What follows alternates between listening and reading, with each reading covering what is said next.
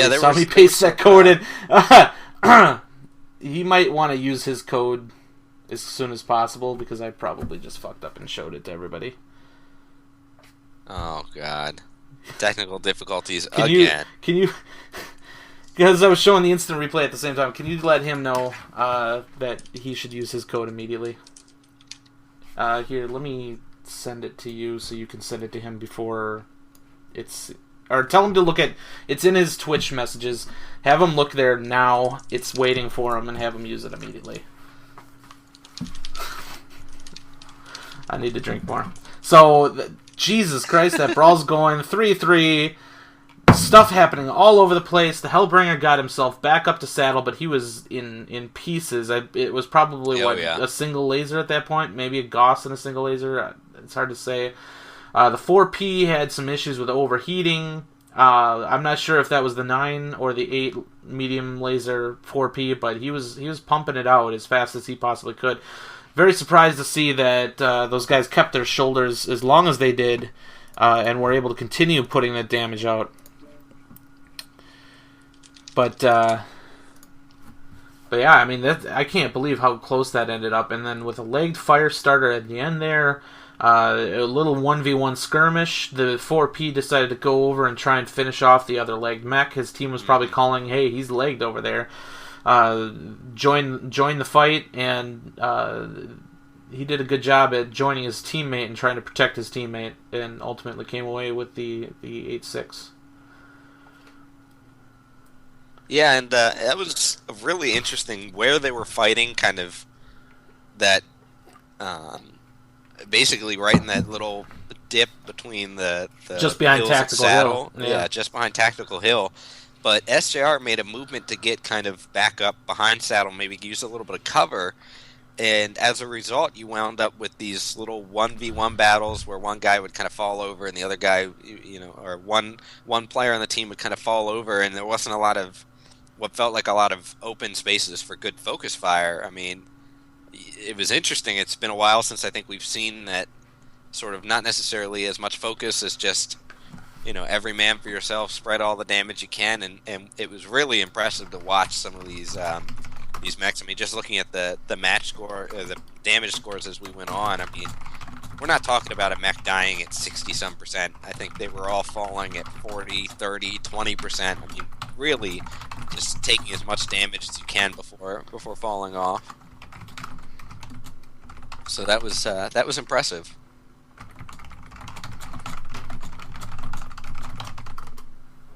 We'll listen to Bandit click away on the keyboard as he apologizes to Darth Peanut for the premium time fiasco.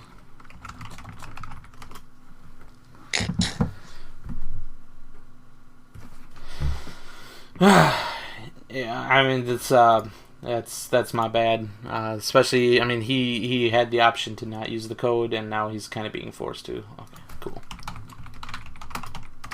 But it looks like he's alright with it, so thanks for being a trooper, Darth Peanut. I will do the next giveaway after the third match here, and hopefully not be stupid, and I'll tab into the frickin'... Oh my god. More drinks. Yeah. It's been a very interesting day today. Couple matches that I'm looking forward to. Seraphim Rising Storm versus 228 was supposed to be this week, I believe, and it got pushed back because of scheduling issues. They both agreed to fight it in Week 6. As you may or may not know, Week 6 doesn't have any matches for any divisions that have 6 teams in them, so that would have been an off week for everybody. But we can use that as an opportunity to fight, to make up for matches. And I think that, to me, is going to be one of the most watched matches out of anything.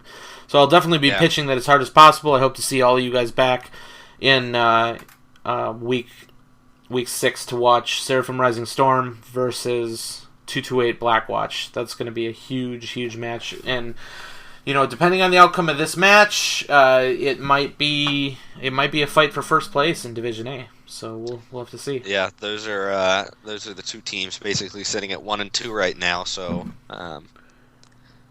Division A, kind of the best of the best here. It's going to be pretty exciting. Absolutely. So coming up in drop 3 here, this is the commander map, or commander assassination.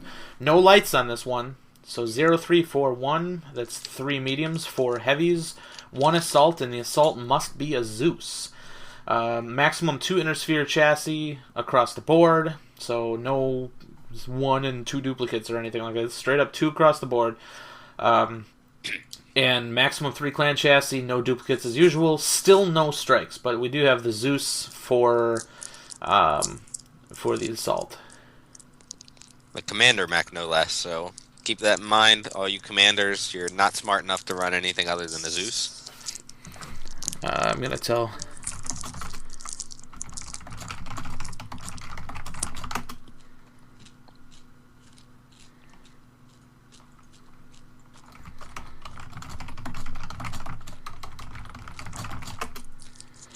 Oh, this chat is terrible. Are you seeing what I'm typing? Because it's erasing as I'm typing, and then it's putting in just the last character I type. Oh, I still need the lobby invite, but yes, I've been noticing that.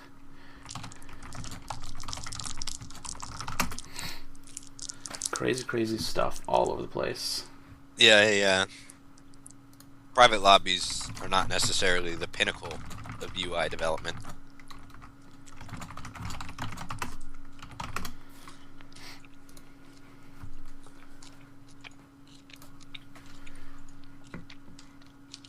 Okay.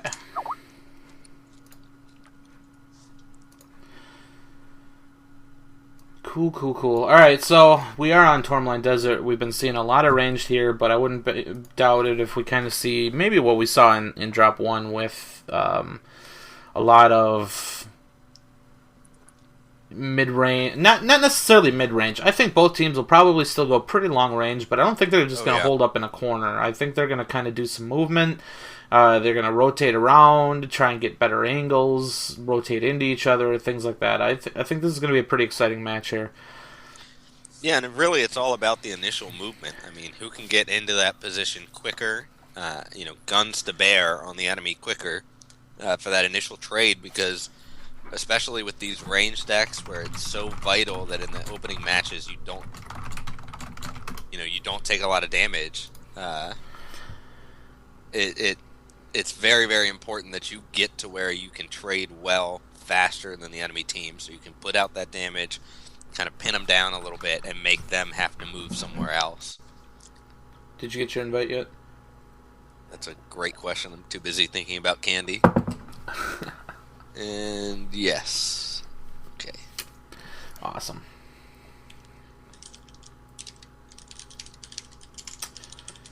Esports. That's the beef. Good stuff. This is eFantasy Sports. So Tourmaline, definitely one of the biggest maps in the rotation. A lot of cover to move around in certain areas. A little bit open in others.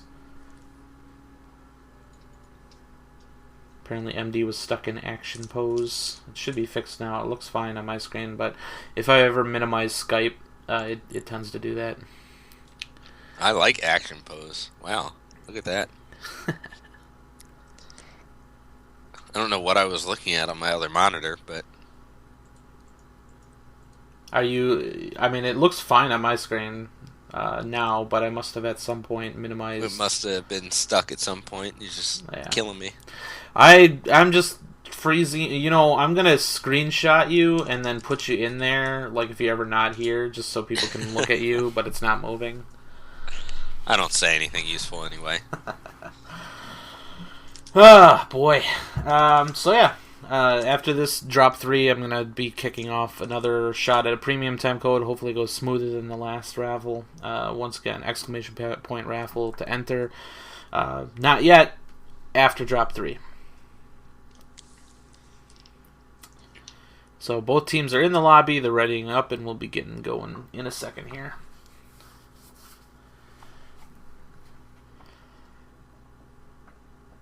So Both teams, I mean, I've won one so far. I mean, who do you think's going to come out on top here? I guess it really depends on the deck, but that's kind of a wide open question. It's a wide open question, and really we saw a range build on the first drop and a brawl on the second drop, and an even 1-1 split. So if they go ranged, history based off a sample size of 2, which we all know is a very good way to make conclusions, would say that SJR will take this, but obviously that's not exactly statistically significant for all of you math people. Alright, let's hit all the buttons. Or at least I'm pretty sure it's not significant. So I'm seeing right off the bat here, Ebon Jaguar with Gauss ER mediums, 5SS with ER large lasers, ER large lasers in the Zeus, ER large Gauss in the Timberwolf. So SJR definitely bringing some long range to this deck. A little bit mixed, with the ER mediums and stuff, but it's just not putting all their eggs in one basket. Those ER larges are going to be able to trade really well. With 4 ER large Hellbringer. That's a pretty cool build right there. I shouldn't say cool, it's probably hot as hell, but 3 ER large, it force a 4R, 4 ER large Wolverine 6K. That's going to be another hot running mech, but oh yeah, that right arm, he's going to have to protect it. Okay, AS is now moving towards the back corner spot of the map here. They've got, looks like 4 mechs trying to cross over that are engaged by SJR, whereas the other 4 mechs are stuck in the back corner. That's probably some really scratch damage, if anything. Just minor pokes at this point. Yeah, looking at where they are. But SJR is chilling in the back, but it looks like they're starting to move forward. I think they kind of have a feeling that Antares Scorpions is going to take that left side, but they're kind of cutting it in half. Those guys can't cross without taking too many shots. Yeah, they can't cross unless they want to drop back. They'd have to double back. Double back to their teammates. I mean, their other lance is sitting in the far back, unable to basically do anything.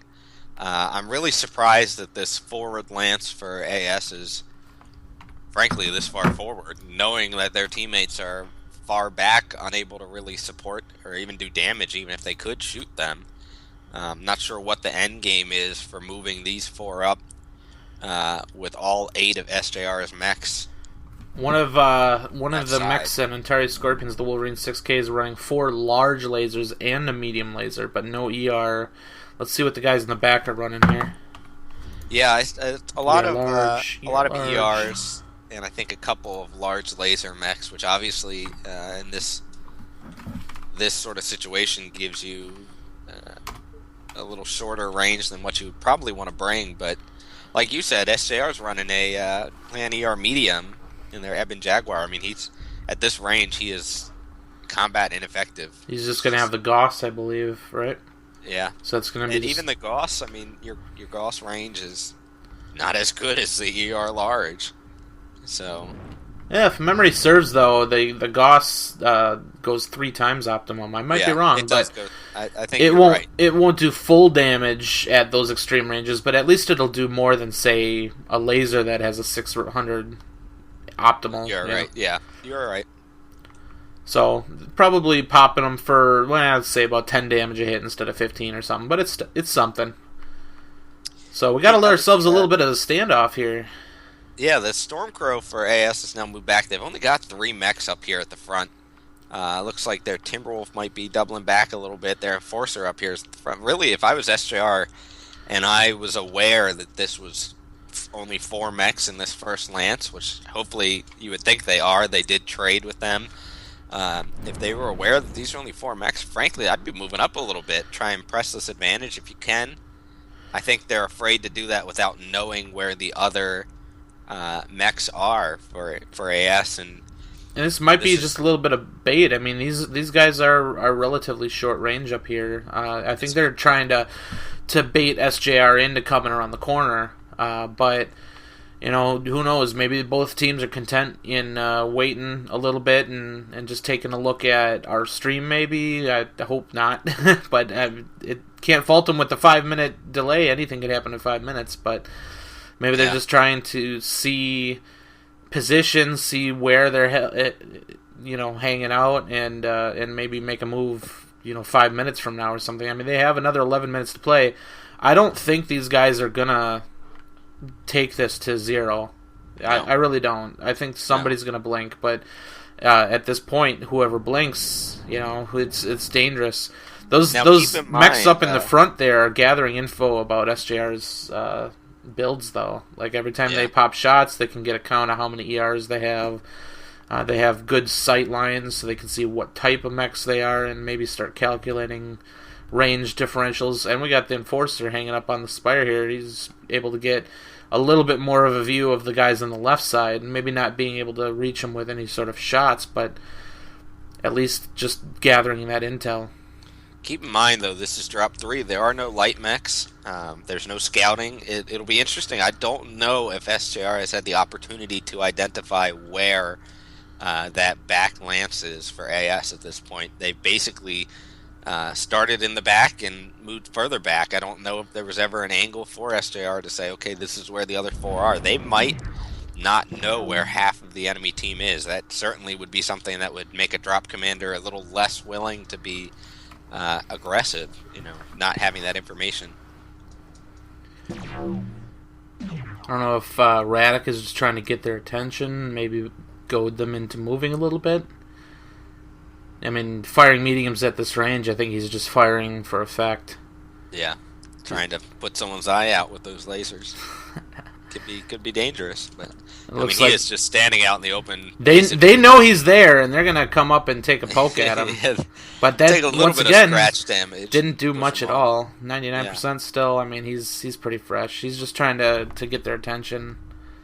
Really, it's only Avatar of what in the Timberwolves at 95%. When he moved up a little bit, maybe pushed up a little too far for what he wanted to do, so he's kind of pulled back a little bit. But you're right. I think the primary purpose of these forward mechs is to be a little bit of candy, be a little bit something to try and go after for SJR, pull them in, and have those back mechs just waiting there to engage. I mean, the other thing with Radic just taking random shots like that, maybe he's trying to get those guys to step around. Maybe they haven't seen a mech and they want to know exactly what they're up against. So trying to get somebody to peek him, he can try and analyze what's coming around the corner, make that call to his team, and just have a better idea of what they've got. But if SJR decides to move, Radic is going to see it here. Yeah, and that's, I think, the biggest thing is right now he has a good sight line for both sides of this spire, so we can see what do we got going on here? So we were talking about first a blink. Looks like we might have a blink. These guys are in complete cover, so while Antares Scorpions can see any movement from SJR, they can't see this movement right here. This is completely obscured. So, and SJR's got a couple mechs that are moving as well. It looks like both teams might not be satisfied with their current location. G-Man is now moving a little bit farther south, trying to string out a little bit to get a different angle. But you know what? G-Man might have had visibility from this position on where they were, where Antares Scorpions was. He may see that they're not there anymore. Yeah, he might see that they're not there anymore. I'm not sure if he knows where they are. Again, I don't know if they ever got intel on those four. That is true. Mechs in the back. So in terms of just the info tech game, I'd say that AS is doing better because they've seen more of SJR. But that you can carry that as far as you can throw it because everything goes out the window once the actual exchanges start. And there we go. We've still got the 3 mechs acting as bait, but it looks like the other 5 mechs for AS are committing to a different movement. I wouldn't be surprised if they come up to the usual Delta 6 Echo 6 spot and try and trade from there.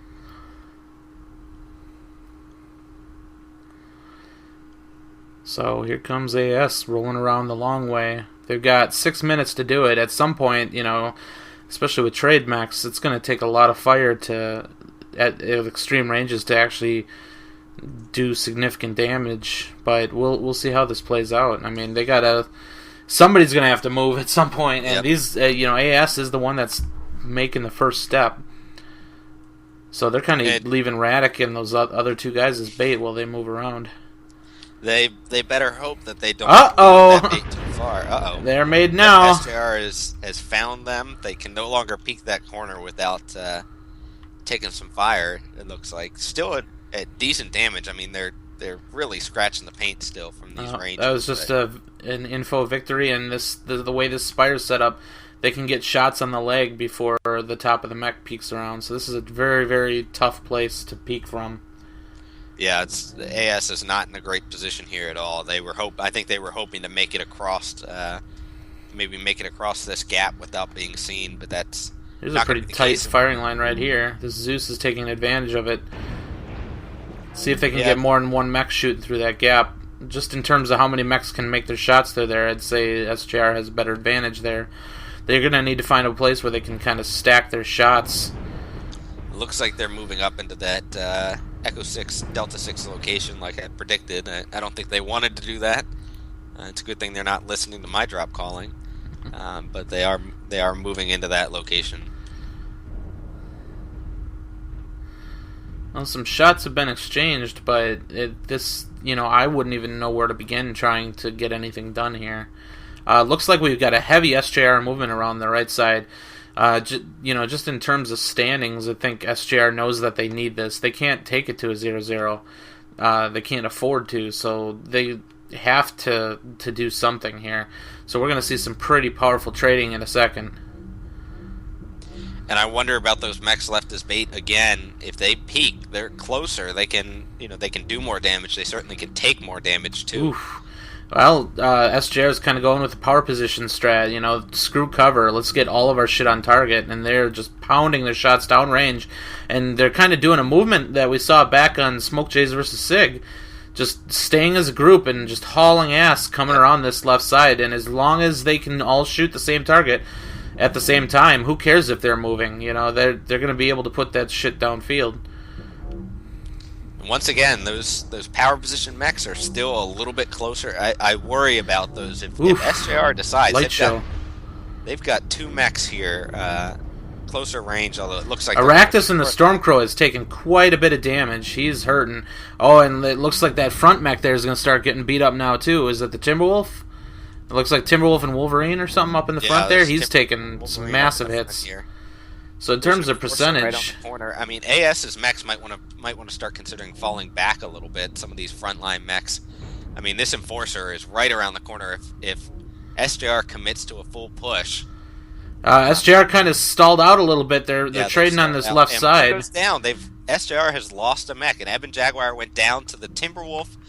The Timberwolf and the Wolverine 6K on the edges took one of those mechs down, and now they have to push. They have to absolutely. But they're still together, though. Still together, and they're take about that to Enforcer.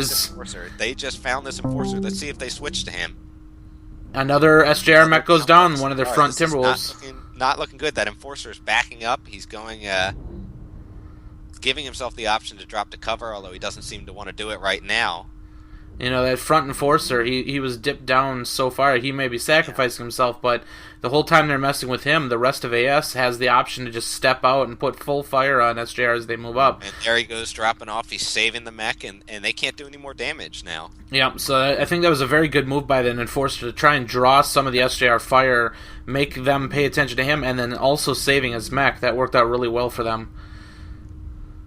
Now, the Timberwolf in the backfield for AS is pretty beat up, but he's trying to get out of there a little bit. And SJR really has seemed to have lost some of their coordination. They're no longer engaging all the same targets. And here comes AS. They're pushing that corner pretty hard here. They're trying to seal the deal with just less than 2 minutes remaining.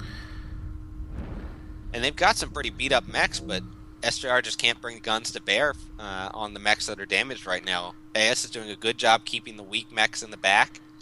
Although it looks like they've identified this, got a couple. Oh, there goes the Stormcrow. He is down. Found the Stormcrow, and they found the Wolverine that's also. These AS mechs are so hurt that SJR can still very well come back from this, especially holding the high ground. AS is whipping around the corner, but they're getting shot from all angles here from SJR.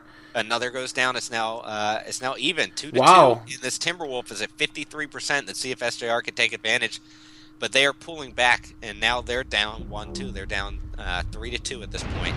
Timberwolf just took another massive hit to the face, but was able to spread it off. They're coming around the left side here, trying to get that 5SS. And that 5SS is basically, at this point, Everybody is so hurt right now. Yeah. This is incredible. The Zeus shuts down, and that's going to cost him. Another SJR mech goes down. 5SS is also going down, so things are looking a lot better for AS, but, if they got... if SJR still has weapons left, who knows? There goes another SJR mech. Another down. There's 2 mechs left. They're both very beat up. 34 seconds remaining. Hopefully an easy cleanup on this Hellbringer. If they know he's there, they've got to get on him, get that kill. 26 seconds. Let's see if they've got the speed to do it. This Bradley and the Zeus is trying to get away from that Hellbringer. He doesn't want to be a kill himself. And he is. And he is a kill now. Good job by G-Man securing yet another kill. Secured a kill, and trade, he went down. And the last mech for SJR looks like it's going to be Glory and the Wolverine, and he's not going to be killed in the remaining time. But I think AS will be quite happy with a 7-3 win there. Yeah, I mean, that really turned into quite a fight, and just the how hurt those AS mechs were. But Radic in that Enforcer 4R, being the bait at the initial, taking a lot of the heat, and then just taking a step off the cliff and preserving himself. That was a very good play by him. He did a good job. Absolutely. Like I said, the whole time they were dealing with that Enforcer, because you can't leave him alone, but the whole time they were dealing with him, the AS was able to just step out from cover and just start running up their heat. Yep. Yeah, and the interesting thing I want to point out there is Rauza and the Eben Jaguar, as we mentioned in the beginning, was running a medium laser Gauss build. Unfortunately, he wound up with the lowest damage of the match. The way the meta has gone, the way that these matches have gone, especially on Tourmaline, medium lasers at this point are ineffective, really, for this sort of engagement. And I think given the choice, SJR probably would have wanted to bring a little more range, have a little more initial trading from that mech, and unfortunately they didn't get it. Whether that would have made the difference or not, I don't know, but just something to point out with if that Eben Jaguar was further up in the front, because he got killed way in the back. Yeah, I bet you if he was with main body, those ER mediums would have really come in handy at the end there, really significantly. So it's kind of a shame that he didn't have that opportunity to flash those around. I'm not sure what happened if he stopped the trade or if he was just further back, but he definitely was not with the rest of his group. And you know what happened to him? It was the 3 mechs that were up front as bait basically focused him down, and for whatever reason he was kind of in the back, maybe engaging with them, and they focused him down, got the initial kill, and really forced SJR's hand. Yeah, that was. I gotta say though, SJR taking themselves out of the comfort zone and leave your lobby. And also, while I'm at it, I'm going to be doing another raffle, type exclamation point raffle to enter the raffle for the next drawing, which will be another Premium 10 code. SJR kind of knew that they had to go. They had to go. Yep. So they did, and they did put a lot of their fire downfield. I mean, this wasn't by no means a stomp, and at any point SJR could have come back from that. I didn't really see the details on, okay, did anybody actually have weapons left? How cored out were they? But one solid shot can take a mech down when both teams are so hurt like that. Yeah, and the other thing to point out is at the end there, some of the SJR mechs I think started maybe freelancing a little bit. Had some guys kind of go up into the higher ground and into those spires and Delta 6 Echo 6 kind of peeking around corners and things. But at the end when you had basically just a bunch of really really beat up mechs, AS was moving together as a group. SJR had some guys kind of on one side of the spire, couldn't get back to engage main body because they were chasing something else or chasing a better angle, and they just at that final push, SJR just didn't have the guns to bring to bear that AS did. And, like you said, when everyone's that beat up, the only thing that matters is, do you have the guns? Are your guns able to fire? Who's got more weapons, basically. And are you in a position that, can you make the shot and then get into safety so that they don't get the shot back on you, Yep.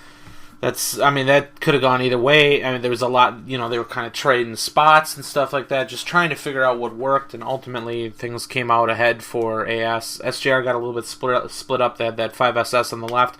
Yep. I don't know how much that 5SS had left, if anything.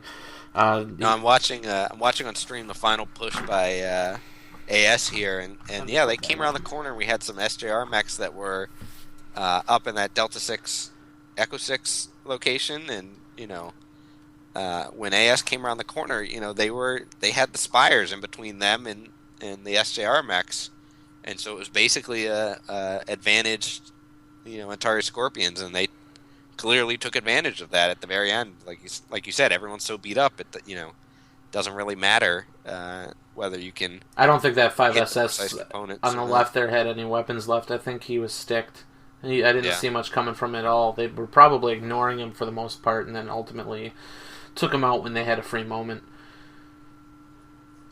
But yep.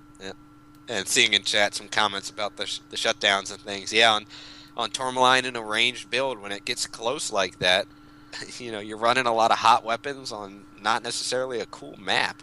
So you're sometimes your instincts, your reflexes get the better of you. You pull the trigger when you really shouldn't. Man, just seeing like one guy go down and then the other guy gets killed right there, that's just, that's all it takes. And, maybe that's why they're shutting down, is because they feel this team has got to be wide open. I got to make my shot. And if you can overheat maybe and get the kill, it's one thing, especially if you can do it in relative safety, but... it's a gamble. It's definitely a gamble. I mean, I'm sure that a strategic style shutdown can be a thing if used properly, but it's such a roll of the dice. But some people opt to run override, and then when everybody's cored out like that, that's instant death, most likely, because it's a dice roll as to what component gets hit by that heat first. And if everything's red, you're toast. So you can't afford that. I mean, you can actually kill yourself from an overheat even if you're not overriding, because you can, depending on the percentage that you get up to, can deal some damage to yourself, and that could kill you too. But, if, like I said, if it's the difference between making the shot and getting a kill or not shooting and potentially being killed, that's a gamble and a risk that they decide to take. Yeah, and I think, again, at the very end, it just looked like there was a little bit, maybe too much freelancing, I guess, from SJR. I say freelancing. I don't know what the call was, obviously, but just when push came to shove, when everyone was, just the final straw, sort of thing, one little push away from taking down a mech, sort of thing, and there were just some of the SJR mechs just weren't in a position to engage.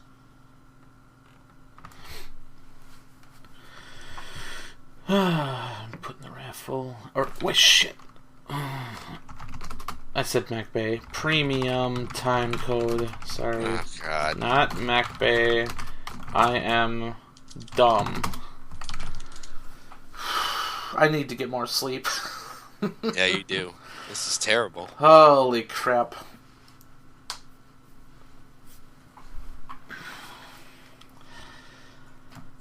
So, next map, Crimson Strait. This is the 2222 drop. No duplicates whatsoever. Still 3 clan mechs allowed. And this is the first map where we can see strikes. Who's on which side? We got Team 1 for Antares Scorpions. Let's go take a look at my handy-dandy map here and see what side they might be starting on.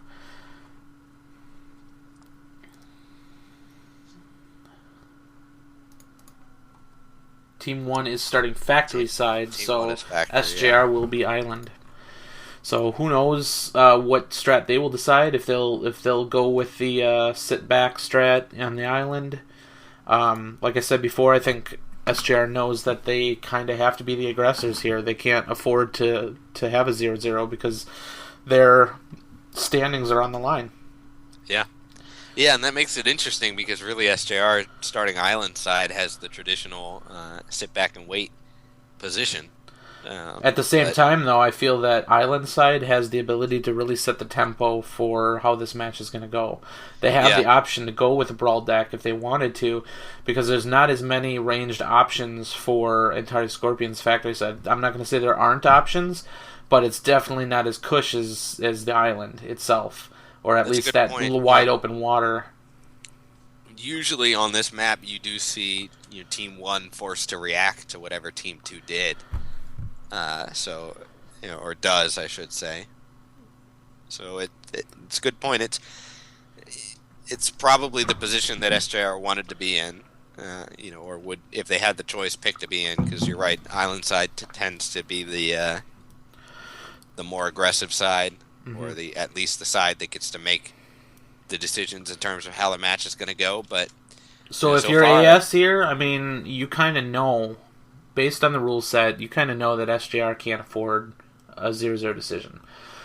So do you bring brawlers and then you wait for them? Do you take advantage of that rule set and not go poke deck? Not try and trade back? Do you go brawler because AS may or SJR may go brawler? I think traditionally with any other type of rule set, you might without the anti-tie rule set essentially. Maybe you would see Team 1 going ranged and then attempting to go around that A1 corner and trade and potentially do like a medium range push brawl kind of thing on the island. But you have to have your deck prepared for that. But if you have that kind of deck and then SJR goes hard brawl, you don't have many options. You're going to get caught. So I feel like AS is kind of in a power position here because they can do whatever they want because they know that SJR is going to have to be the aggressor. It's unfortunate, and I know that MRBC is trying to come up with a rule set that's fair to everybody, but really the reason why this is happening, and if people aren't familiar, is if both teams 0-0, then essentially they both get penalized C-bills, but a team that is lower down in the ladder may not worry about their standings as much as a team that's higher in the ladder. And SJR is still trying to claw their way up to the top of the division here. And they may not want to sit back and take that 0-0 because they can't afford it. So, I mean, realistically, I would say AS has no chance at first place in the division at this point. And I think they know that, and they're going to use that because they still want to win. And they want to win against one of the best teams in the league. From a moral standpoint, it's like, shit, I wish they wouldn't do that. From a shoutcasting standpoint, I wish they wouldn't do that. But at the same time, you come into competitive or competition with the mindset that you want to win, and you're going to do whatever it takes to win. You can't be like, oh, well, they only won because they did this. Then they played the match better. I mean, it may be cheesy, but they did what it took to win, and it worked. Obviously, it was a bloody win on that last one for Antares Scorpions. They did lose some mechs, but so then it's just doubled down. SJR has to play that much better to not only overcome their weakened position of, I think SJR would have probably been happier being factory side, potentially, because AS may have taken the bait or whatever and sat island or sat water or something like that. And then at least SJR could plan for an anti-defense strategy. But with the roles switched, who knows? It could go either way. Yeah, and I don't... For AS, the only thing I would be afraid of is committing to one strategy and getting it wrong. Because then you give up your advantage, basically. You commit to brawl, they go range, and you lose, a range versus brawl because you try to push the water or something. I know that's not, with the way the SJR kind of has to be the aggressor, but I don't see either team playing to a draw. The other thing is they go range, SJR goes hard brawl, and they lose because there's not enough distance to put between them and the enemy. That's... For AS, that would be the only thing that I would worry about, but then again, that might just be, kind of overthinking things. You're right that they have the advantage right now. They should play to that advantage. I would almost, if it was me, take the cop out, go the easy way, but that's because I'm not a very good drop commander. So I would probably go with the mid-range deck where, that you can't necessarily beat a range full on, but you can trade with them until you can get into a position where you have the advantage. And you can't necessarily beat a brawl straight on, but you can pull back on Crimson into the water, maybe.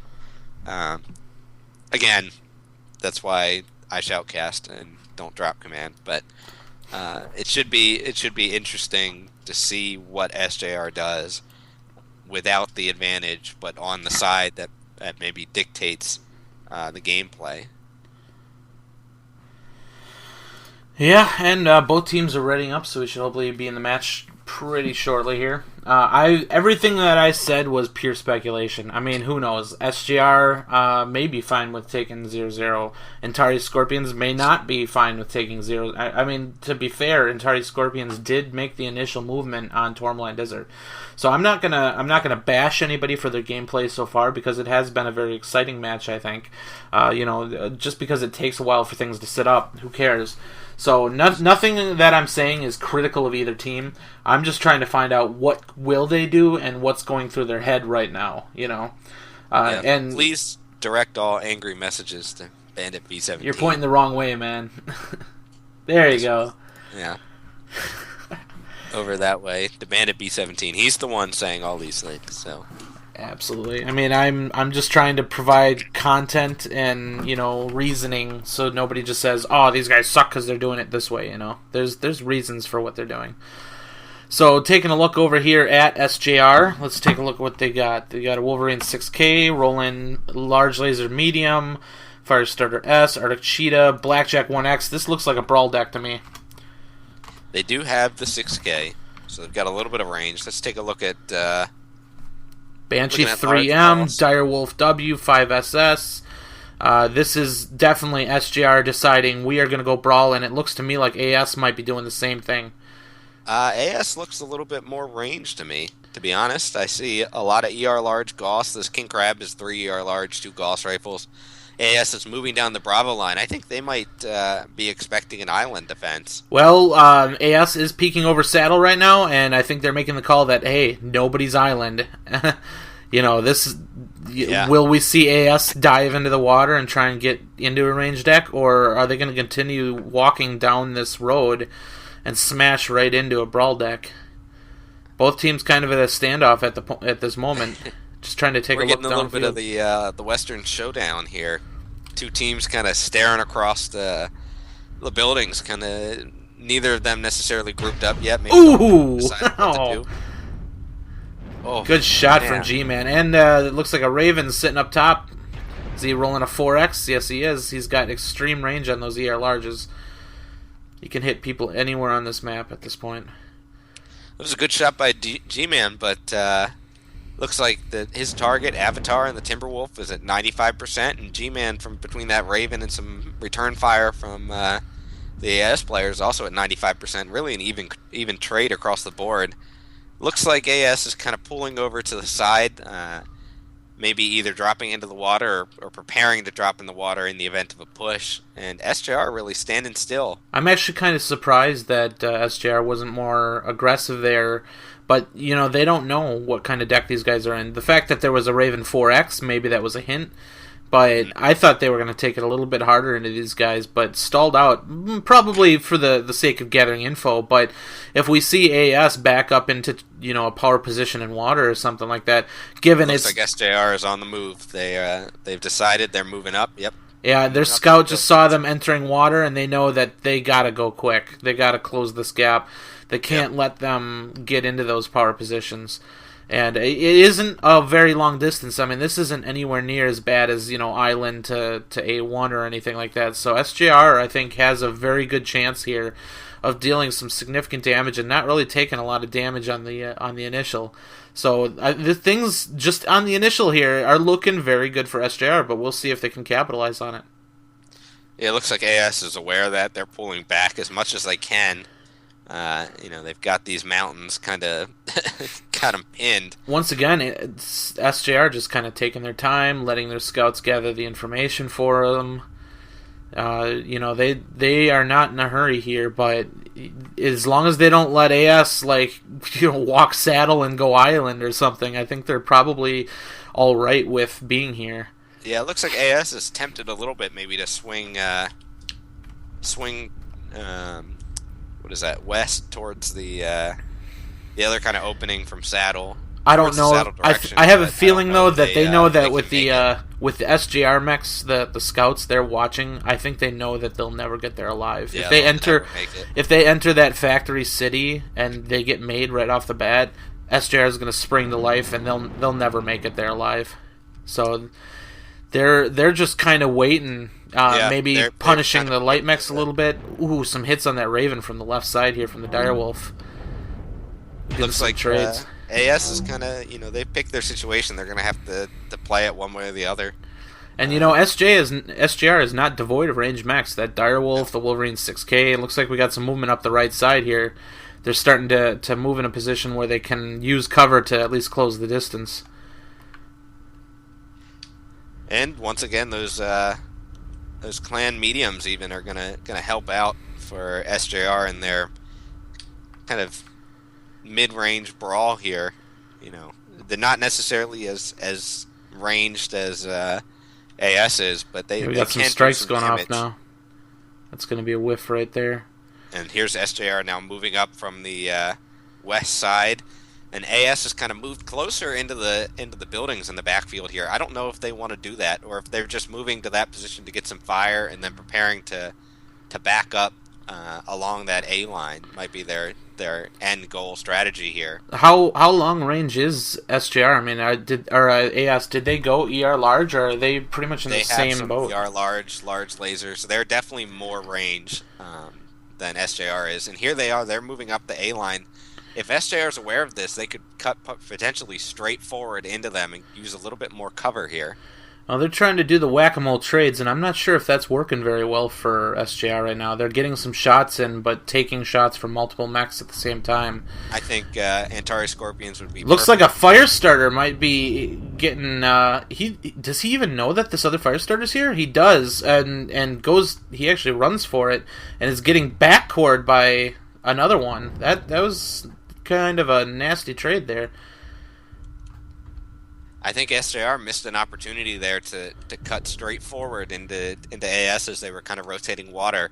Them playing passive here is really not going to favor them in this engagement. They have some range, they have some range mechs, but AS is definitely a heavier range deck. The thing is, though, is at this range, I want to say ER mediums are at their optimal here, if anything, very close. And it looks to me like SJR is winning the trades. I mean, they're not at ER large lasers, so I'm gonna have to disagree. Just in the sense that I think they are playing whack-a-mole, but they're doing it very well. That Direwolf down to 74% now. Things looking pretty brutal for him. If SJR keeps up at this existing pace, they might be able to keep this rolling all the way to a win. I mean, we all like to see those hard brawls, but maybe that wasn't the best idea in this situation, since Antares Scorpions are in their optimal range here, especially with the Wolverines, the ER mediums. This could still work for them. They just need to continue making their shots. To creep up a little bit here on the water. You're right that they are right now doing better on the damage, but now. Gut in the Timberwolf at 76% and Firestarter at 78%. 5SS kind of took a step forward and took some additional hits there, and a strike on him. I don't know if he sees that or not. He's going to just take it. Oh, he's big hits on that 5SS. Big all hits. All the way down to 57%. He's got to pull back, and doesn't have a great angle to pull back. He's taking some fire as he's retreating. Running into the Direwolf, he's just going to retreat right back into AS fire there. That's pretty brutal. And at this point, it looks like AS might be trying to pull it even a little bit. They've got just put a lot of damage down in that last couple sequences there, trading with SJR. And again, using that range to their advantage, I think SJR is doing pretty well on the trades, but it's not AS Direwolf almost dead, though. He's the lowest HP out of everybody right now. G-Man moving up to the top, just trying to get a new angle. AS shifting a hard right here. trying to get some new angles on these guys, trying to surprise SJR before SJR knows that they are moving hard right. We'll see if they can get those angles and capitalize on them before SJR has a chance to react. And here's Gut and the Timberwolf. He moved up to take a shot on that Direwolf at 49%. That Direwolf's got to be close to going down. I'm going to take a look and see how he's doing. And you know what? At 49%, he's lost half his mech, but the remainder of his components are all still have armor on them. Even his CT is orange armor. Oh, that Raven over there on the left side is getting punished. Radic and the Raven caught out in the open. No teammates near him, so all of SJR can get an angle on him without really worrying about taking shots in return. That probably isn't a very good idea. He is legged and cored at this point. That Raven is going to go down here. Absolutely. So he went hard on the left all alone, and everybody was able to get an angle without taking return fire from the rest of the team. Not a very good movement by him. This Firestarter pressed up against the building, but here comes AS. They're gonna take that angle away and nail him right in the back here if they can slip a shot in. You better get out of there. And here comes the hits. That was pretty brutal. Just escaped with that. Just got away from that. Now Glory and the Blackjack's going to be the next one in the line of fire here. If AS continues their movement, they've got a couple mechs that are poking up. Probably have range on them now. Direwolf just took big hits on the shoulder and probably just lost one of his shoulders. Let's take a look at his weapons here. We've got... I think the call's just been made that AS is really moving hard to the right. You see people shifting left. But yeah, Rex... G-Man and that Direwolf is cord CT. He knows that Rex is on that left side, though. He can't shift left with that Firestarter just sitting right there. 5 minutes remaining. The lights for SJR are moving up on the right side, getting some trades in here. They are very close to Bad shutdown by the Banshee. Can they capitalize on it? No, they all ducked. He got away from that one just by the skin of his teeth. Bad shutdown right in the middle of shooting. You know what might be the difference makers here are the two lights. Here comes AS. They're moving up. They're now behind AS. AS is moving up. Let's see if SJR can stay alive long enough to let some of these lights whittle them down. 3 AS mechs are dead. Wolverine takes out the Direwolf. G-Man and the Direwolf. It's you know what, and SJR is really beat up at this point. This is close. 2 now dead for SJR. Mizur leading the pack. He is the freshest mech out of the bulk of them, and he is just landing his shots, taking out SJR one after another. But he does go down right now. It is even up. All mechs on the field are extremely damaged. And now Glory goes down, and the Blackjack, he was trying to sneak around, get some extra kills. It's going to be Rauza and this Timber 5SS is basically the only SJR. I think the Firestarter is going to take him out, though. If the Hellbringer doesn't, the Firestarter's got it right here. And there he goes. But he does get him. Yeah, down to 2v2. Arctic Cheetahs and a Firestarter versus a Timberwolf and a Firestarter. Everybody's on that Timber, gonna try and work him down. I don't think he can get shots on target. So Rex really needs to do some work here. And he goes down, and that goes 8-6 in favor of SJR. That was insanely close. Insanely close. What did I say? Those lights were the difference makers. Absolutely. That could not have been closer. That light going up and helping that kill that 5SS was huge. Yep. Some nice light play by SJR. Managed to pull that one out, and now we are even up at 2-2. So anything goes for drop 5 here. Absolutely. Force Colony. I watch this and see if I can get some playback here in the Twitch stream, see what's going on. Just a lot of trading back and forth, some real poking, just nothing but poking from SJR, and Antares Scorpions kind of relying on the fact that they were all able to get guns to bear on any mechs that poked, and just trying to constantly move. It looks like back and forth, get that angle. Really, I thought they that final push had the advantage there. If it weren't for those 2 lights, they would have gotten away with it too, as Scooby-Doo would say. Scooby-Doo's, evil characters would say, would have gotten away with it too if it weren't for you meddling lights. I mean, even down to that Raven dying, I feel that was a little bit of an unnecessary death, running off to the left side.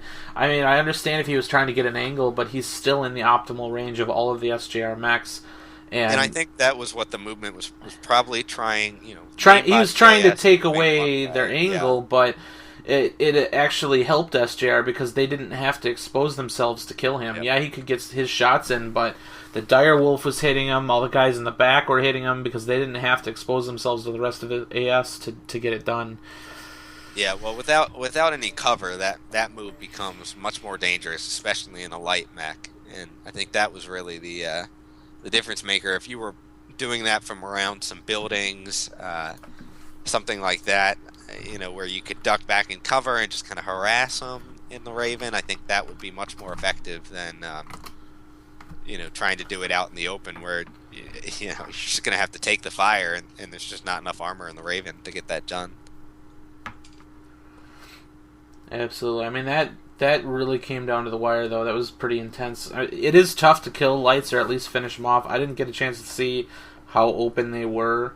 It could have been one-shot kill on both of those lights. It might not have been. But they definitely were able to seal it. Down to that low. At the very least, usually you got a torso open or something like that. Here we see that Raven on that left side, and that direwolf's just waiting for him, and they just start pouring it into him, capitalizing on that, leg him, and then finish him off. That was pretty brutal. He wasn't able to get away in time. And yeah, like I said, out in the open, you can't really rely on your speed to get you back into cover because there's no cover. So you stick your head out there and you try and run away, but you're just exposing yourself to fire. Now, and it only takes SJR just a little bit of time to take one step and regain that angle on you too without exposing themselves. Yep. And watching on the Twitch stream, we just saw one of SJR's fire starters just get hammered because AS moved and if he didn't move when he did, though, I think they would have killed him right there. He got out by the skin of his teeth. So close to killing him, and those two fire starters at the end, or the fire starting the Arctic Cheetah at the end, won it for SJR. I mean, that was another 2 seconds, and he would have been dead, and who knows, AS might have won that match. I mean, that's how close that was. Oh, that poor Blackjack, way up in front, really losing all of your possible angles, taking extra shots, just trying to get away. That was Glory. I saw her run behind the building and just kind of take it one step too far and take additional shots from AS. Just nowhere reliable to go. And the Magician from and the Banshee, that tactical shutdown, and he got away with it. He got away with it. That the Magician, we were aware of that, but got away with it this time. I mean, that if they were there watching him, I think he would have been definitely dead right there. Yeah. Well, I'm willing to bet he Here probably comes the push. won that again. But I mean, look at this push. At this point, AS really looks like they've got the advantage in just those lights. That Wolverine leading the pack. How does he die? Does he lose an XL? Look at that, from 82%, and the 5SS kills him. That something went very wrong for that Wolverine right there. That had to have been a shoulder or something. Yeah. Because that Ruza just completely nailed him, and from 82%, he was the freshest mech that AS had available, and losing him like that was very costly for AS. And Rosa with a good job of staying alive there. I mean, he was the recipient of that final push, managed to stay alive long enough that his two lights in the backfield could even up the playing field and eventually win it for him. But and I think if you get into that two lights versus one light and one heavy, I would give it to the two lights every time. It's so difficult, especially running hot and half your mech gone in a Timberwolf. It's just so hard to get your shots on target to seal the deal when they're in that brawl range and just swarming around you. And that's a large pulse Gauss rifle Timberwolf. That's not even, you don't have necessarily the best deck for those close-in fights. So it's a tough position for that Timberwolf to be in. Again, I think Rosa with the staying alive, getting the kills in the Thunderbolt. I think I'm gonna have to give him a invisible medal for that. And getting that kill on the Wolverine was huge. I mean, he didn't just take an arm off; he had to have blown a shoulder. I don't know if the Wolverine tried to spread the damage and maybe turned a little bit too far and got shot in the back corner, but I don't even know whether or not that 5SS had all 7 pulse lasers available to him. but he put that damage where it counted, and it was accurate as hell. It was surgical, and that Wolverine was leading that initial charge, and was soaking up a lot of that initial damage, and really got AS up into the front. But losing him was devastating. Yeah, and like I said, not only that, but being able to stay alive long enough, even after the Wolverine went down. I mean, AS still had the advantage. I feel like in that push, managed to stay alive, managed to get another kill there, the Hellbringer, right as he died, and even it up so that it was 2-2 for his two lights to clean it up. So congratulations on your invisible medal. You can put it on your shelf. I'm gonna have to keep track of all the invisible medals friends. they're giving away here, man. Yeah. Use it as, conversation starter at the dinner table. I mean, next time you bring a girl home on a date, if you're so inclined to do so, point out that invisible medal you won. Hey, here's my invisible medal I got while playing a video game. Yeah. Only 2 people have won that now. That is, that's really rare. Really that is rare super rare. Yeah. It's practically collectible. I got my... Oh, shit. Declined invite by accident. Sorry. Just a reminder, after Drop 5 is done, we will be giving away a mech bay, so stick around. I will be calling it right as soon as we get out of the match, and then by the time you guys see the end of the match, then it'll be in chat. So Drop 5, Forest Colony. This is the 2024 drop, so 4 assaults. 2 lights, 2 heavies. Mm-hmm. That's a very slow-moving drop. I mean, maybe you can take fast assaults. Who knows? But we'll see what happens. 1 inner sphere chassis, so basically only 1 duplicate allowed in this entire thing. Usually you'll see duplicate assaults, but at the same time, sometimes you don't. Maybe they'll take dual 5SSs and run Brawler with 4 different assaults.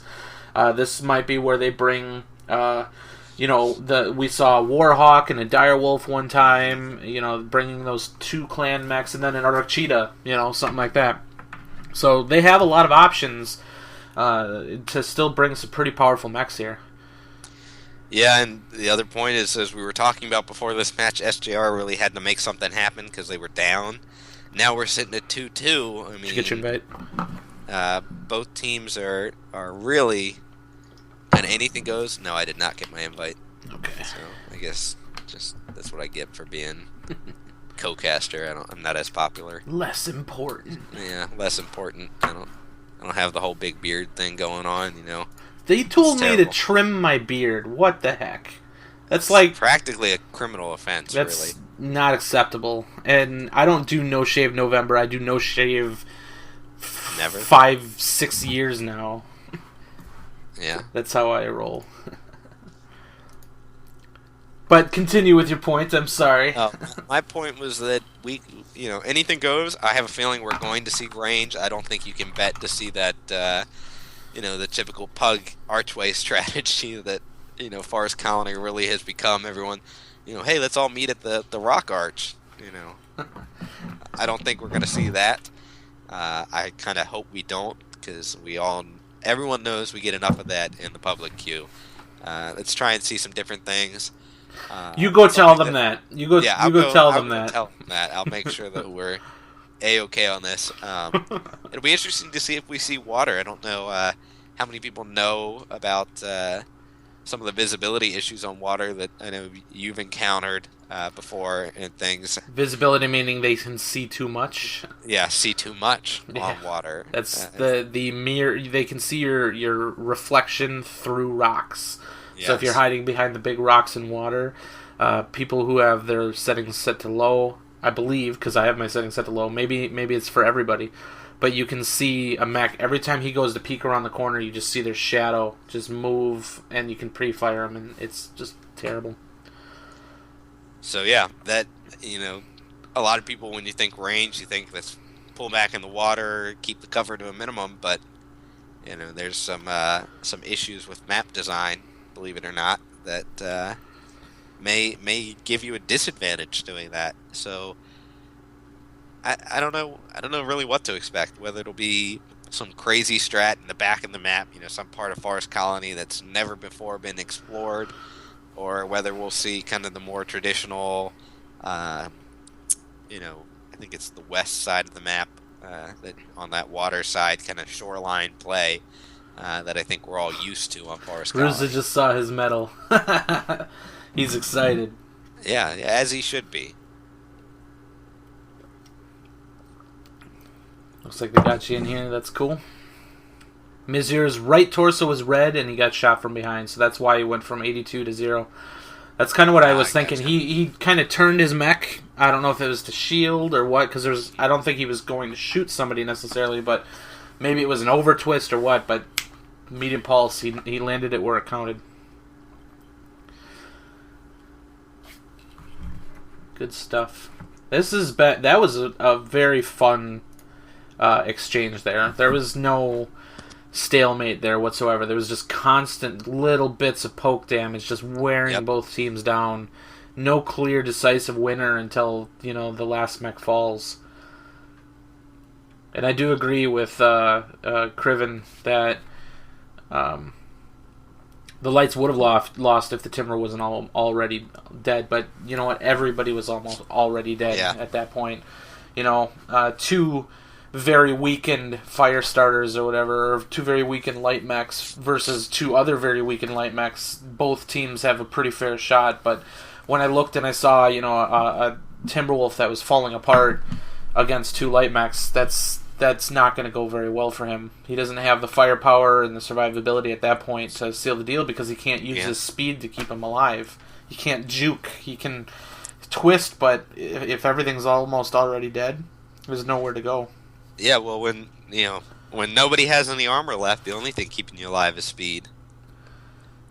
Or either speed or getting your shot in first and precise. I mean, maybe if that Timberwolf wasn't in the middle of the shit, maybe if he was a couple buildings down and was able to watch a corner, the fire starter roams around and then bam, gets them or something like that, then yeah, but it was brawl range. It was not looking too good for him, unfortunately. But, I can't fault him for that. Shit was going down. He was in the shit. That's where you gotta be, I guess. But you look at 2-2 and it's like, ooh, that's not gonna go good for him. Yeah, definitely. If you were in that situation where you got no armor left, you're in a Timberwolf that's a ranged build, and you're going up against two light mechs, I would want to be a couple buildings away as well. That's kind of the situation you want to be. You certainly don't want to be in that situation with the two light mechs already on top of you. But again, a really good. We've got some really close matches, some crazy. I mean, this has been between fun. This one and Drop 2. That some crazy kind of finishes, some brawls that really just, you kind of like seeing those brawls that aren't one-sided, come down to basically 1v1, these kind of individual performances. It's pretty exciting to watch. And I'm sure both teams kind of wished that it was a little bit more one-sided, but from a spectator standpoint, I'm soaking this up, man. This has been fun.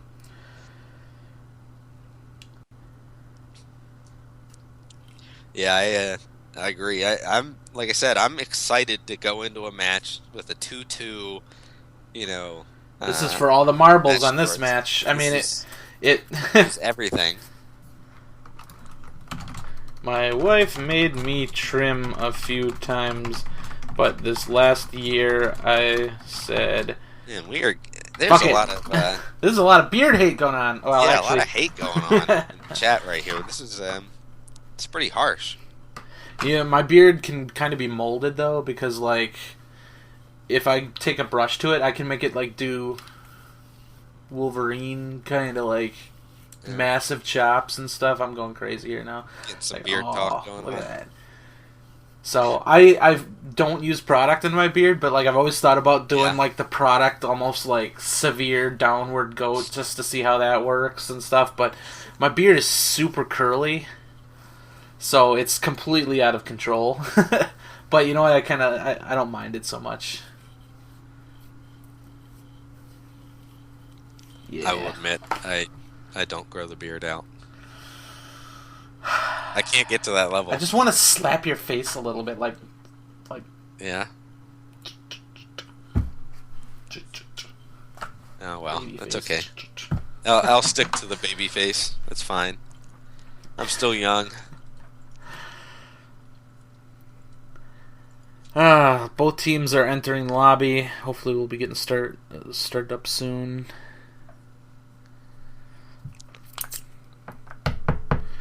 But yeah, I'm not sure what to expect here in Force Beard is the most popular conversation subject I've seen in chat in a while.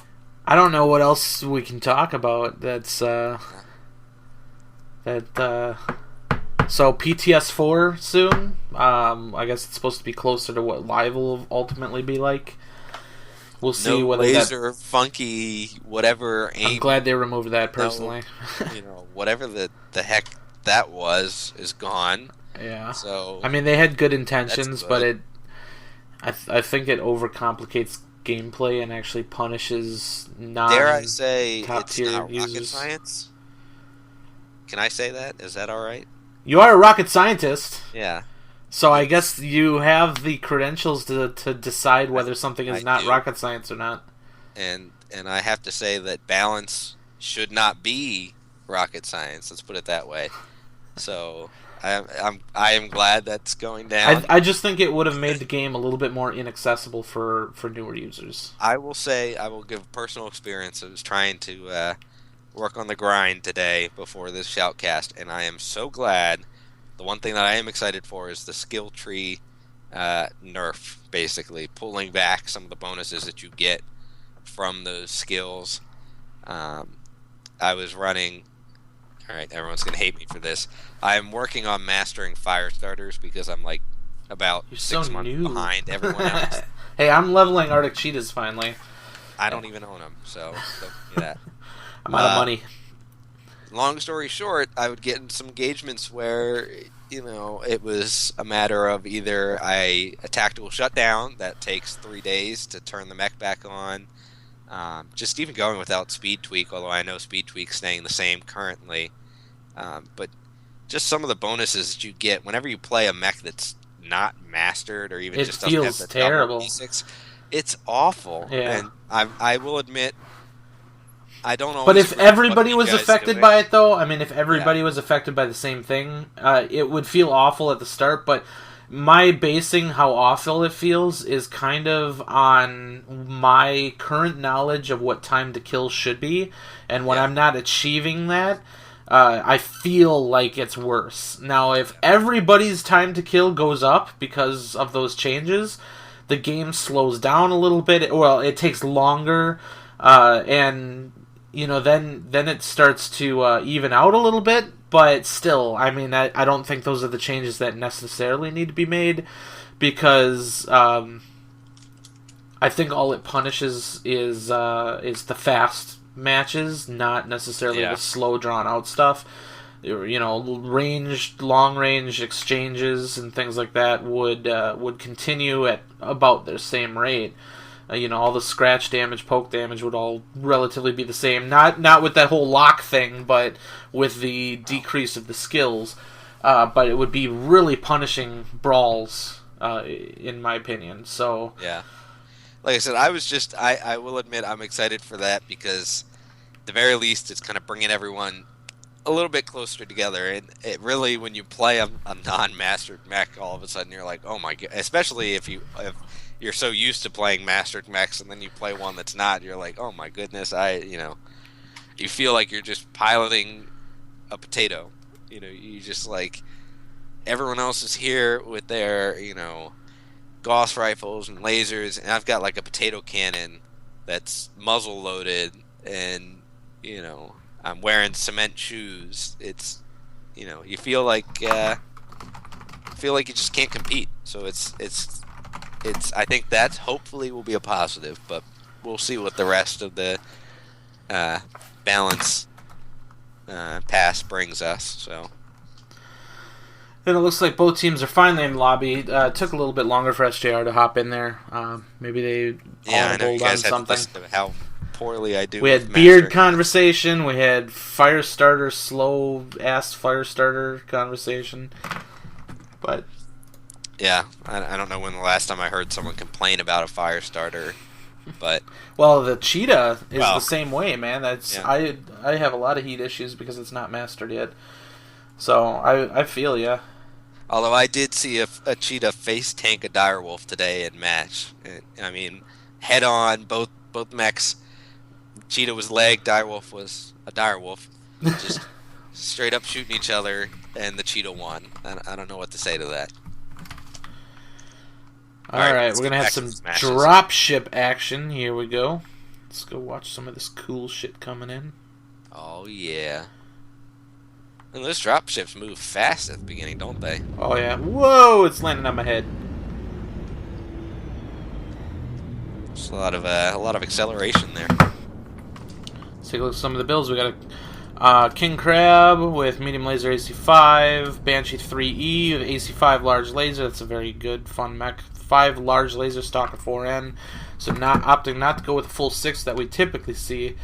But nothing wrong with that. It just means it's going to run a little bit cooler, and they'll focus a little bit more probably on poking than damage output, burst damage output. Seeing out of AS, I'm seeing a lot of medium range, large lasers, AC5s, kind of your medium range poke. Clan mediums, not the large not the ER larges. I haven't seen an ER large for AS yet, so I'm getting a looks weird like water looking effect. This is weird. Yeah, it definitely looks like they're looking at medium range, and SJR taking a look at their builds again. Large lasers, not ER. Clan mediums. Interesting note here: the lights for SJR are running medium pulse, whereas the lights for AS are running small pulse. Let's see if that has any effect on the game. The gameplay here. A little bit more range for the SJR lights, but a little bit more DPS for the Antares Scorpions. So both SGR lights are up on top, scouting out right now. Just watching. I think they saw the 2 lights that are chilling in water. But for the most part, it looks like people are heading towards Archway. And there it is. I know it's... Although, I can't say that that because this almost looks like maybe these guys are going to drop into water or head past. SGR is taking an aggressive flanking maneuver here. Yeah, AS looks like they're kind of moving a little more shoreline. I think their fire starters made a call, though, because they actually cut in towards Archway. Yeah, they cut off. It almost looks like they were going to go all the way through the pass, but with how AS is kind of moving out into this firing line, I don't know if that's a great idea. If AS stays static, I mean, SJR might have had the opportunity to come around behind this fire line. Thing is SJR can go through Archway in relative cover and hit them from that side if they go pretty quick here. But it looks like they're chilling in the woods here, waiting to see if there's a push. But the overwatch from these fire starters is fantastic in this position. Yeah, it is. And they're winning the info wars once again here. Well, I know we're getting our but infotech going on here. Is that the thing? Is that what's going on now? Sure. Replace weapons with sensors. This is the same infotech that competitive has used for a while now. Having solid information is sometimes more valuable than weapon tech. Just knowing the enemy's movement and being able to counter it is pretty huge. So it looks like the AS lights are trying to move a little bit to the sides, maybe get an idea of what SJR is doing. They do not have, I mean, really any good firing line here for AS's main body. They're just kind of hanging out in a little group. Tell you what, that's a beautiful strike location. Those AS mechs, those fire starters could get there. The AS light mechs, though, are coming around behind. They're going to try and get a little bit more information. There's that infotech again. Rex is getting a very good view of the action over there now, or at least trying to. And it looks like those lights for SJR have noticed them. Here's where we're going to see medium pulse versus small pulse. Well, it's not small pulse, it's actually ER smalls. Oh, okay. Or at least the Arctic Cheetah has the ER smalls. Is the fire starter A's got small pulse, but the Arctic Cheetah's got okay, see, ER maybe smalls. I was talking about the fire starter A bandit. Maybe you were. But they are pulling out, probably they're smartly, getting out of there. Well, they've got the information they need. There's no reason to stick around. AS is moving up. And they're getting some shots in on those lights. Let's see if SJR springs to life now. If I was SJR, I'd be moving now. AS is moving towards those lights. I wonder if they're trying to cut them off or not. Got some initial goss. SJR. A little bit of trading. It looks like SJR is content to kind of spread out and not really push the advantage. They're going to work these firing lanes, I think. They're going to work these roads here. Try and get AS to move up in there into those roads between the hills. Some really tough choke points, and it looks like the Banshee 3 Avatar of What just took some damage trying to get up here. And AS is moving up. I wonder if they think that SJR is in more of a ranged deck than they are. That might be why they're trying to move up a little bit, but both teams are very close right now. I don't know if they realize just how close both teams are to each other, but... Oh boy, that Banshee coming up over the top. G-Man's kind of caught out here, not a very good position, and he is getting punished hard. Man, he is. He got caught out. Just cannot get out of the way fast enough. He is just eating it. But AS, no doubt, is taking a lot of return fire from the rest of his team. Bradley is moving up. He wants that Direwolf, but now he's getting pushed back as well. He's down to 53%. Two experienced players, both getting a little eager there in the beginning of the matches. But here's AS. They are moving forward. They want to take this into a brawl. Both teams are taking a lot of damage here, but that Banshee is hurting really bad. Direwolf goes down, but Bradley is doing a good job staying alive. And he goes down. Yep. There goes Avatar of What and the other Banshee, and now both Banshees are down. It's up 3-3. Another AS mech goes down, so it's 4-3 in favor of SJR. Got a little bit of a light skirmish. Only 2 lights remaining, 1 on each team. And it looks like... good old-fashioned firing line. We've got maybe 100 meters apart, just decent strikes, blasting away at each other. It looks like SJR... This is looking good for SJR. Yeah.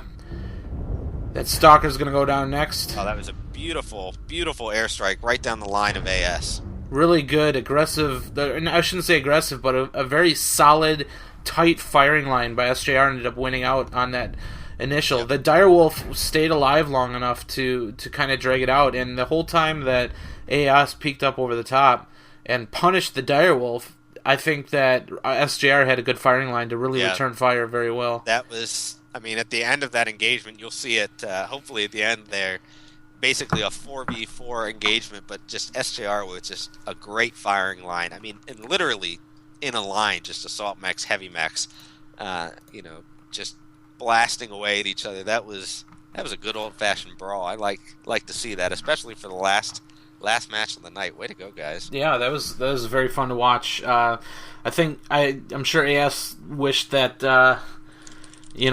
SJR was a little bit more spread out, moreover, I bet you they wish that they took that Direwolf down in one shot, but he did a very good job turning his torso, protecting his mech. He ultimately did go down, but kept it alive long enough and still dealt 259 damage. Very good by G-Man just to draw out that exchange.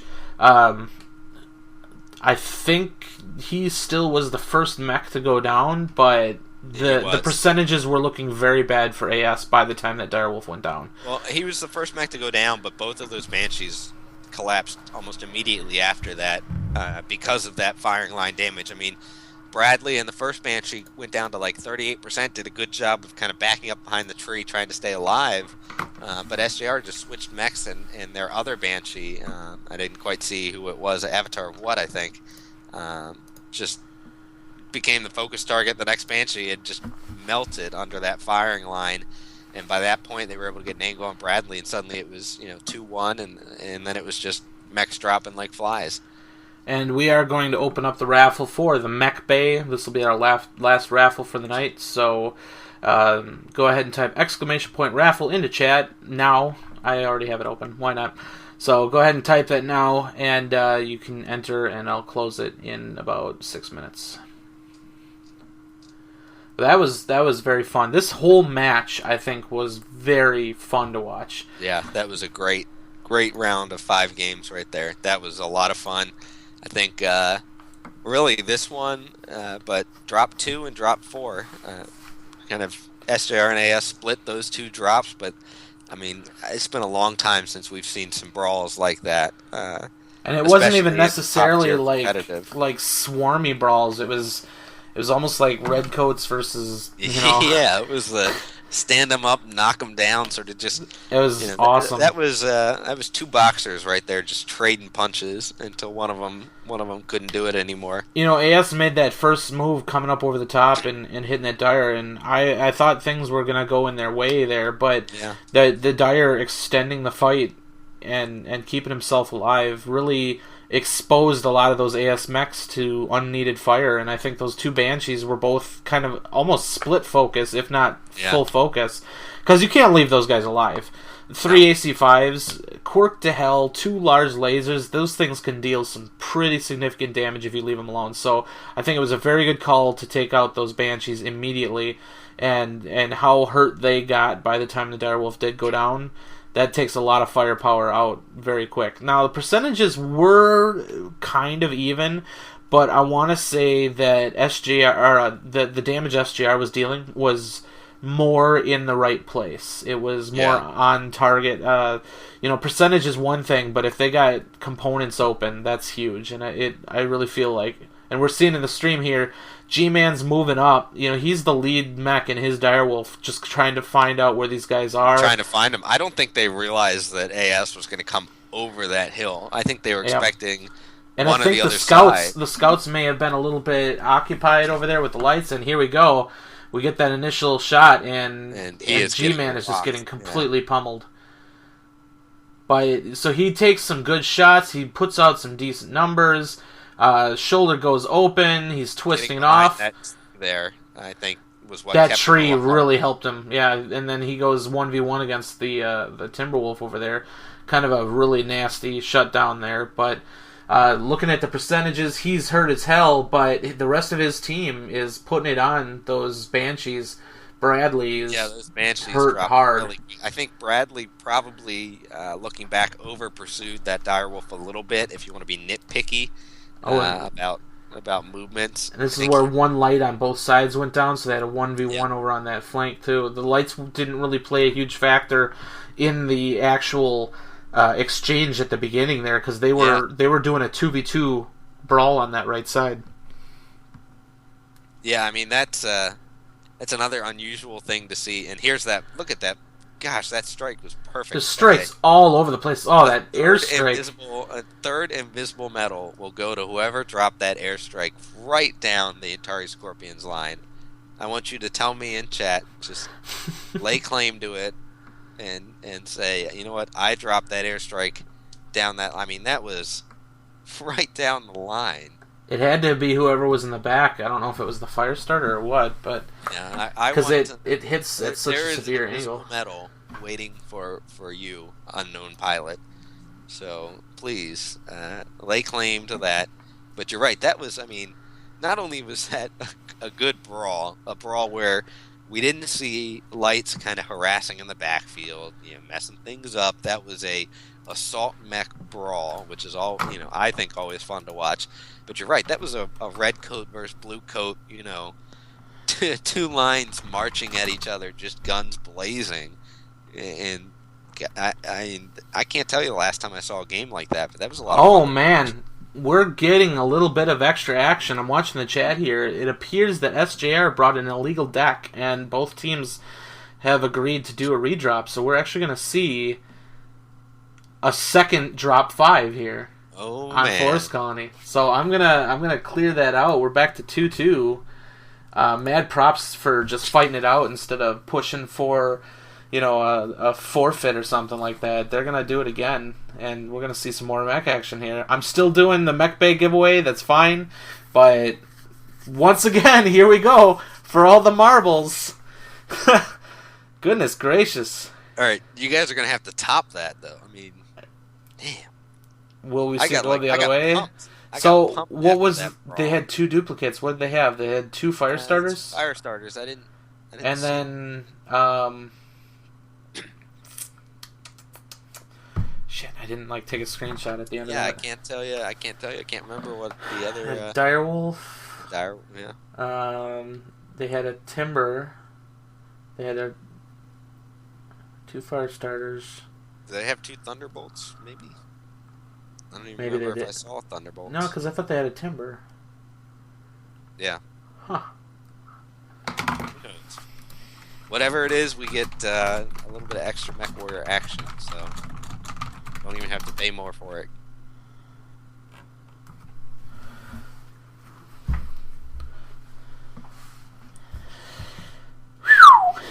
That was a fun one, even though it didn't count. Oh boy. Well, I better get out of lobby.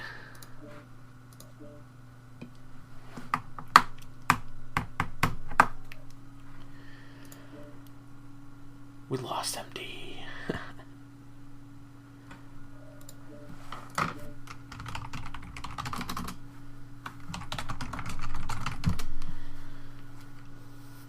Hopefully we get an invite pretty quick. You're out of lobby, right? Yep, we're good. Cool. I got my invite. Yeah, don't these guys know that I have work tomorrow? Can't do 6 drops. This is some good action, man. We're going into overtime. I know. Not gonna be able to sleep at night. Oh man.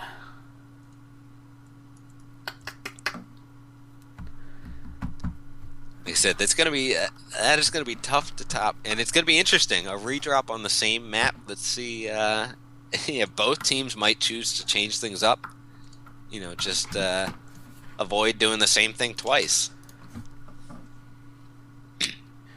You know, I'm usually good about catching those illegal decks too. I just I must have missed it. It must have been like 2-5 SS's or something.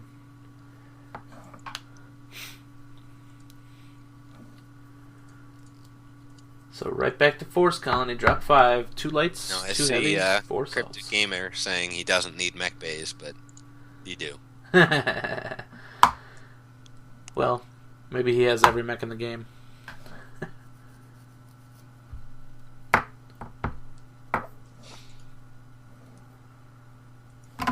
Let's do the Alright, last we're gonna call. have to get a little more sugar in the system here.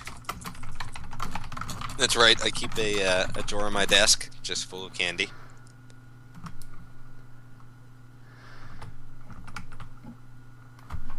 Roast was saying, hopping in and with G-Man, that was pretty crazy timing there because, you know, I knew he was a frontline mech, but I didn't know AS was going to push right then, and there it is. That was pretty intense. Both teams are almost completely in the lobby. But again, credit to G-Man staying alive for you know, as long as he could. And when you're in a brawl like that, and you can tell you're the focus target, your objective switches from trying to do as much damage as possible to trying to stay long. Still being able to put out almost 300 damage though under that fire is pretty impressive. That's certainly impressive. I mean, that's you don't get to that level for nothing. But like I said, I think that was the big thing there was staying alive. You know, allowing your team to be able to put out the damage without, you know, the fire because you're the one, you know, taking all that fire. Yeah, and that was by the time he did go down, it looked like the Bradley and the Banshee, and then I think a Hellbringer also were down incredibly far. So it wasn't even 100% focus damage. It was a little bit split, but it was split in all the right places because that's 2 mechs for 1 right there. And then the lights kind of worked themselves out of the picture. Alright, we're going to go ahead and close this and do the drawing. For some reason, I'm getting a lot of claims to that invisible metal in chat here. Congratulations, Scumbag Edwin. You have won the Mech Bay.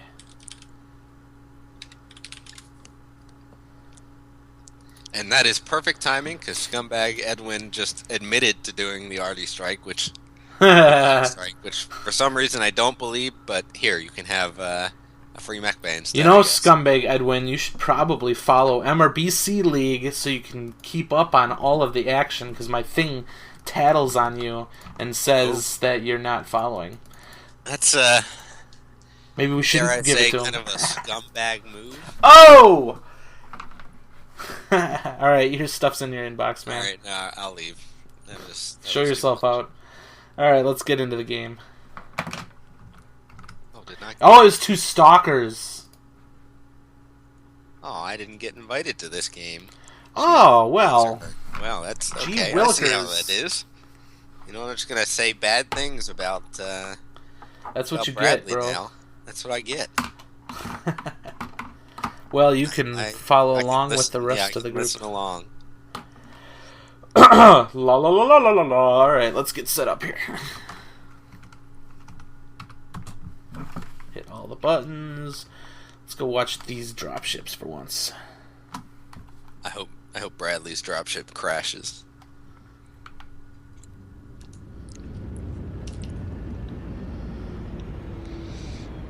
That's gonna be my bitter statement for missing out on this. We got the Ebon Jag, the Hellbringer, Raven 2X, Firestarter S. SJR is bringing the 2 Stalker 4Ns. Firestarter Raven, so they brought in a Raven. Good stuff. So Hellbringer, Ebon Jag, and Direwolf for the 3 clan mechs.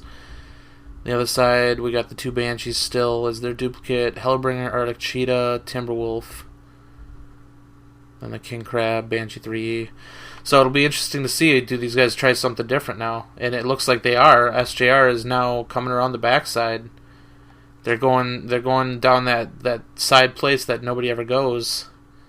We'll see if they're the opposing force can get them. They were going to try and do that last game and change their mind. So now you talking about the backside, like towards water, or are you talking about the backside towards the pass? Because these guys actually went back in that far left corner. They went the water channel. Well, see, if Bradley had invited me to this game, I would be able to give you correct information. But now was Bradley inviting you or Avatar? I think it was Bradley. Oh. I mean, I can be mad at Avatar, too, if you really want. Well, the Raven 2X is getting some early poke damage downfield, just trying to keep Antares Scorpions at bay, and it seems to be doing a good job of it. Nobody's really challenging them up here. The Firestarter still has Overwatch up by Radio Tower, but while all this is happening, SJR has now moved into water out of that pass. They're not in the choke point anymore, and I think they're going to continue using this cover for now, but as soon as they're made, I think they're going to move up. They're definitely playing it passive. That water effect is so weird. I don't know when that started up because that's new.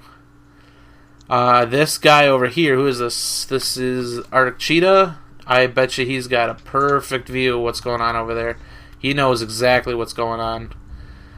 So he's calling that position out to his teammates, and they are buttoned up behind this hill here, just kind of waiting for him to come up.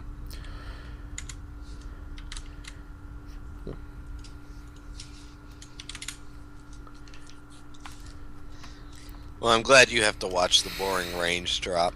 Yeah, it's not boring so far. I mean, they're moving. Although that's a lot of Goss.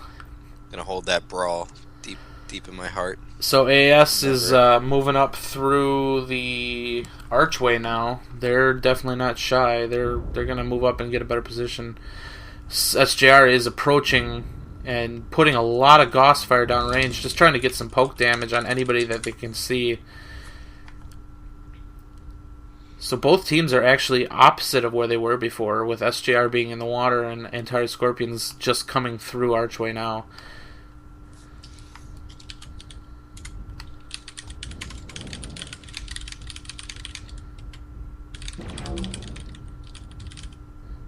It's so fun seeing the Goss whipping right past the cockpits. It's better than smashing right into you, I guess. Yeah. Here comes some of the initial strikes.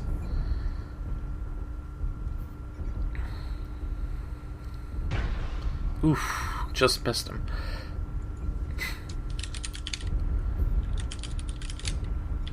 You know, it's interesting. These guys are skirmishing, but nobody sees that Arctic Cheetah just silhouetted up on Radio Tower. Obviously, we have a little bit of a better view of it because he's highlighted in blue, but that guy's just kind of sitting there. I'm actually surprised he hasn't taken a shot. Let's see if there's... Oh, there he just took some Goss, and that was a brutal hit, too. Down to 84%. He overstayed his welcome. So SGR is kind of getting surrounded a little bit. They got the Timberwolf and the lights off on the left side. Well, the main body actually went right back through Archway and are on their original side. SJR is moving down through water. I think the Timberwolf is seeing this now. He might come moving up that side. We'll see.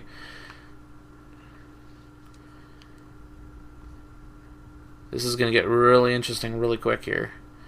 Arctic Cheetah is the lowest with 84% and with crit components.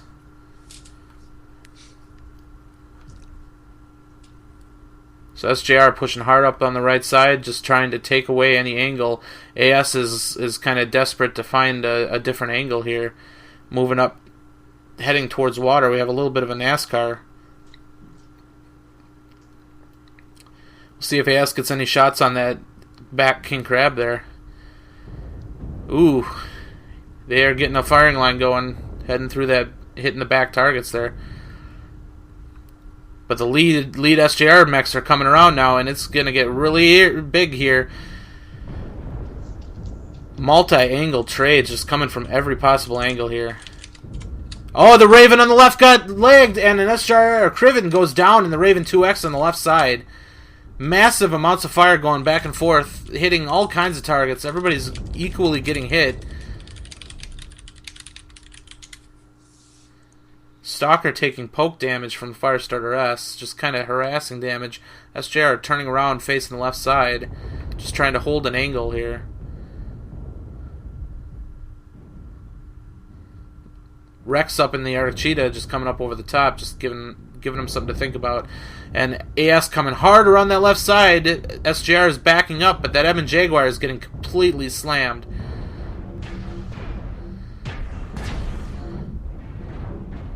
Let's go take a look at the Magician's cockpit here. Things are not looking good for SJR. Only got one kill, working on the Hellbringer now, took a shoulder off. Just trying to hit anything they can at this point. Magician does take out another target, but a couple more go down for his team. He is cored CT and running really hot right now. Bad shutdown by the Timberwolf. New target acquired. Heat level critical. SJR down to 2 mechs remaining while AS has 4. One of them is stick though. Magician does go down, leaving 1 target remaining, which is the Firestarter. Looks like he's going to try and take down the Timberwolf, but what an interesting turn of events. SJR actually loses after the redrop. Antares Scorpions up 8-4.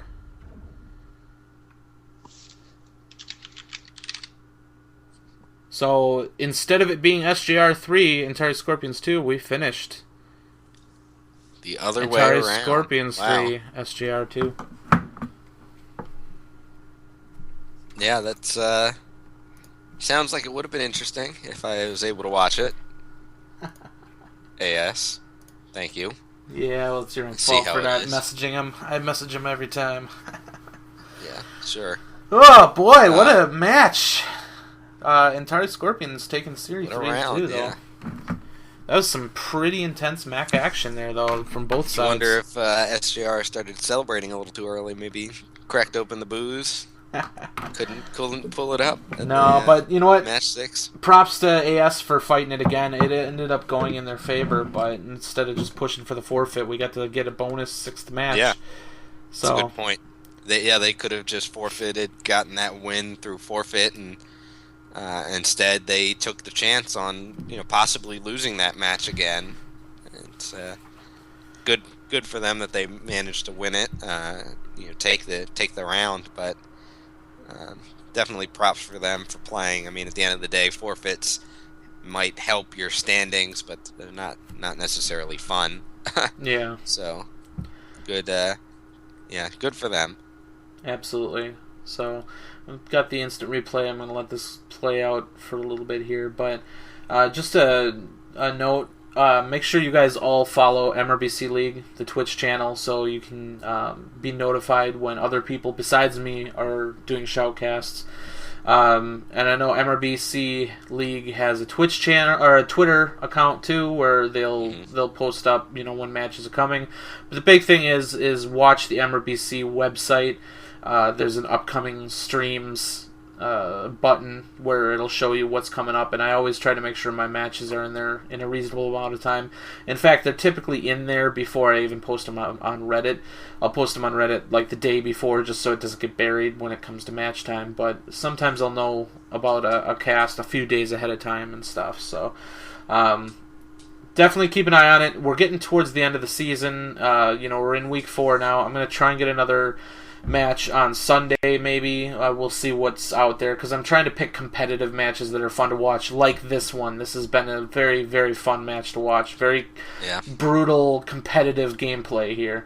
That's what I'm going for, because I don't like to see 5-0 stomps that aren't close. So if some of you guys are out there watching that have teams in MRBC and I haven't approached you or anything, it's because I'm watching the leaderboards and I'm trying to pick out those matches where it's kind of first versus second place, or people with pretty equal standings and stuff. So a couple teams that I'm reaching out to that I'm trying to see is definitely we're going to be watching in week 6 Seraphim Rising Storm versus 228. That's going to be a fantastic match, and I think that one's going to be one that everybody needs to watch. It's going to be for all the marbles in Div A, especially with the outcome of this match. It's really going to come down between those two teams to see who takes first place. Yep. I'm pretty sure both teams have a shot at it, so we'll see how it goes in the end. But another one that I want to watch that I reached out to was Majestic 12 versus Star Wolves. That's a lower division league, but honestly, some of the lower division stuff is pretty fun, especially when you find an equal match where it's not a roll or anything. Those can be very fun because you get a different flavor of gameplay. So I'm not afraid to cast lower division matches. I think they're very fun. I just need to make sure that I pick matches that are not going to be very one-sided. And based on the leaderboards, both of those teams are doing very well right now. So we'll see how that one turns out. I also want to watch Isengrim versus Night Scorn. I think that'll be a good one. So I'm gonna have to try and grab a seat into that one. Hopefully these guys don't schedule their matches for exactly the same time, because there's pretty much no way that I'm going to be able to reliably watch both. And if you schedule evening, afternoon matches on the weekend, that's fantastic for MD. Do it for MD. Do it for MD. Yeah. But yeah, I mean, this was a very good match. I had a lot of fun with this. I mean, in reality, if you don't count the illegal deck, we played 6 matches and it was even 3-3. But because they had to do the redrop and stuff, and only one of those 2 scores count, AS comes out on top. It's I don't think either team should be disappointed with how they did right now. It's tough to fight through roster issues and stuff like that, but both of them came to play, and they played some pretty intense stuff. This wasn't there. I didn't see a lot of mistakes made. I mean, there's occasional mistakes, but everything seemed really hard fought, and so we've got to give props to both those teams. Really super close matches and fun matches. Some different things, some brawls, some range, just kind of a lot of everything. Absolutely. So, but thanks again, everybody, for watching. Congratulations to everybody that won codes. You should have those in your Twitch message and stuff like that. If you have any issues, let me know. But yeah, remember, follow MRBC League Twitch channel. Do it now. And I'll see you guys next time. Thanks for coming by.